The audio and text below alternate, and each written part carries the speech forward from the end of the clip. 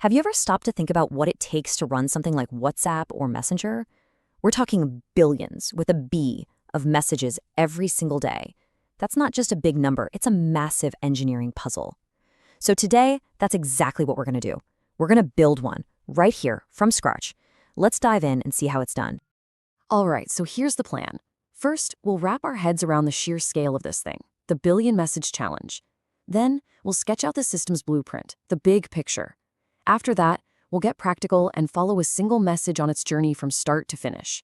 We'll also tackle some of the messy real-world problems. And finally, I'll give you the key takeaways you'll want to remember if this ever comes up in a design interview. Okay, let's get started. Section 1, the Billion Message Challenge. You know, with any huge project like this, the most crucial part happens way before you write any code or draw any diagrams. You've got to ask, what are we actually trying to build? We have to define the problem first. So this is it. This is the core question. How would you build an app that can handle billions of messages a day? And look, it's not just about getting a message from point A to point B. It's about doing it in a blink of an eye, without fail, for a billion people all at once. This question right here, it forces us to think about scale right from the get-go. All right, before we go wild with features, we need to narrow our focus. Let's define our minimum viable product, our MVP. The idea here is to nail the absolute essentials first. We're talking one-on-one chats, of course, group chats, the ability to see your message history, and that little green dot, the present status, knowing who's online or offline. That's it. Everything else can wait. We need to get this core right. Okay, so we know what it should do. Now let's talk about how well it needs to do it. These are our non-functional requirements, the promises our system has to keep. Low latency, that means when you hit send, it feels instant. High availability, the app just works, period. It's always on. High consistency is huge. It means a message you send is a message that gets delivered, no lost texts in the ether. And of course, scalability. It has to work for 1,000 users just as well as it does for 1 billion. These aren't just buzzwords. These are the rules that are going to shape every single design decision we make from here on out. All right, requirements are locked and loaded. Time to put on our architect hats. Let's start sketching out the high-level blueprint. We're about to meet the key players, the main components that will make this whole thing tick. So here's our cast of characters. Think of it like a highly specialized crew. You've got the clients, that's the app on your phone or web browser. Then there's the load balancer, basically the system's traffic controller. The chat servers are the heavy lifters, the ones actually managing all the conversations. The message queue, this is a really important one. It's like a shock absorber for the whole system. The database is our long-term memory, and the presence service is our lookout, keeping track of who's online. Each one has a critical job to do. Okay, that blueprint is a bit abstract, right? So let's make it real. The best way to understand a system this complex is to follow one thing all the way through. So let's do that. We're going to track a single message on its incredible journey, from the moment you hit send to the moment it pops up on your friend's screen. So how does your phone actually get a message the instant it's sent? This is a huge decision. In the old days, you might use something called long polling. Imagine your phone constantly nagging the server. Got anything for me yet? How about now? Now? It works, but it's super inefficient. Today, the clear winner is WebSockets. Think of it as opening a dedicated, private tunnel between the phone and the server. It stays open. That way, the moment a new message arrives, the server can just push it straight down the tunnel to your phone. No nagging required. That is the magic behind that instant, real-time feeling. Let's trace the exact path, step by step. Ready? 1. You hit send. Your message flies up that WebSocket connection to a chat server. 2. The server's first job is to not get overwhelmed, so it immediately passes the message off to our trusty message queue. Think of it like handing off a package. 3. Another service, whose only job is to watch that queue, grabs the message and saves it to the database. That's our message history taken care of. 4 and 5, at the same time, the chat server for the recipient also sees the message in the queue, snags it, and pushes it down their WebSocket to their phone. Boom, delivered. It all happens in a fraction of a second. So you might be asking, why the message queue? Why this extra step? And that's a great question, because this is probably one of the most critical design choices we're making. It's all about decoupling. By putting this queue, something like Kafka, in the middle, we let our services work independently. The chat service job is just to get the message to the queue. That's it. It doesn't have to worry if the database is busy or if the recipient is offline. The message just sits safely in the queue, waiting. This buffer is what makes our system so resilient to failure. It's a total game changer for reliability. Okay, now we get to the absolute beast of a problem, the database. We need to store, well, Not just billions, but eventually trillions of messages. But just storing them isn't enough. How do we retrieve an entire year's worth of chat history with thousands of messages almost instantly? The answer isn't about buying a faster server. It's all about how we organize the data.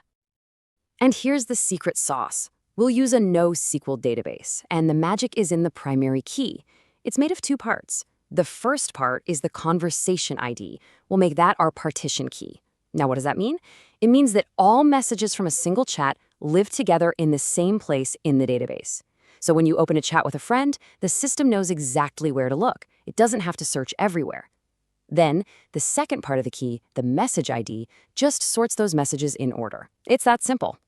By setting it up this way, we make fetching an entire chat history incredibly fast. Okay, so our core design seems pretty solid on paper, but we all know the real world is a lot messier. When you're operating at a global scale, you run into some really tricky problems. We're talking flaky networks, system failures, and even issues caused by our own design choices. So let's get into the nitty-gritty and solve some of these real-world complications. So remember how we cleverly stored all messages for one chat together? Well, that was great for opening a conversation, but we accidentally created a new problem. Think about your main chat screen, the list of all your different chats. With our setup, each of those conversations could be on a completely different server. Trying to gather them all up would be super slow. This is a classic system design trade-off. The fix? We create another, much simpler table that just acts as an index.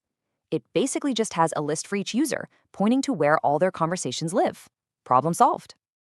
We all know mobile connections can be terrible. You're in a tunnel, you hit sends. Did it go through? The app might try to send it again, just in case. So how do we avoid duplicate messages? The key is a concept called idempotency. The app on your phone creates a unique ID for every single message before it's sent. That way, if the server sees the same ID twice, it just knows, I've already got this one, and ignores it. Simple, but absolutely essential for a reliable experience. We also need to think about consistency. We shouldn't tell the sender their message is sent until we're positive it's safely stored and ready for the recipient. And finally, that little green dot that says someone's online. How does that work without constantly draining your battery? It's a pretty clever and simple system. When you open the app, it starts sending a tiny signal, a heartbeat, to our present service every few seconds. The service then marks you as online, but puts a very short expiration date on that status, maybe like 30 seconds. This is called a time to live, or TTL. Every time a new heartbeat arrives, it just resets that timer. But if you close the app or lose connection, the heartbeats stop. The timer runs out, and poof, your status automatically flips to offline. Super efficient. Whew, okay. We have designed a pretty complex system here. So let's boil it all down. If you were in a system design interview and this question came up, what are the absolute knockout points you need to make? Let's go over the key takeaways. Number one, and this is non-negotiable, start by defining the problem. Don't immediately start drawing boxes. Ask questions. What are the core features, the MVP? What are the performance goals, the non-functional requirements? Nailing this down first shows the interviewer that you're methodical and you understand that you need to solve the right problem. Key number two, WebSockets are your hero for real-time communication. And don't just say, use WebSockets. You have to explain why they're better than something like long polling. Talk about that persistent connection, the two-way communication, and how it allows the server to push data instantly. That's the detail that shows you really get it. Interview key number three, the database is where the magic happens. This is your chance to really show off your skills. You need to talk about the data model, explain exactly why you chose your primary key, and how that partition key is going to make reads super fast. And definitely talk about the trade-offs, like the one we discussed with loading the conversation list. That shows senior level thinking. And fourth, make sure you bring up message queues. Introducing a component like Kafka or RabbitMQ immediately signals that you're thinking about more than just the basics. You're thinking about resilience, fault tolerance, and scalability. It shows you're designing a system that can withstand real-world chaos, not just one that works when everything is perfect. And there you have it. That's the core blueprint for a chat app that can scale to millions, even billions of users. We've built the foundation, but of course, in the real world, you're never really done. So the final question I'll leave you with is, what's next? Using this architecture, how would you add typing indicators or read receipts? What about something really complex like end-to-end encryption? The core is built, but the challenge is just beginning.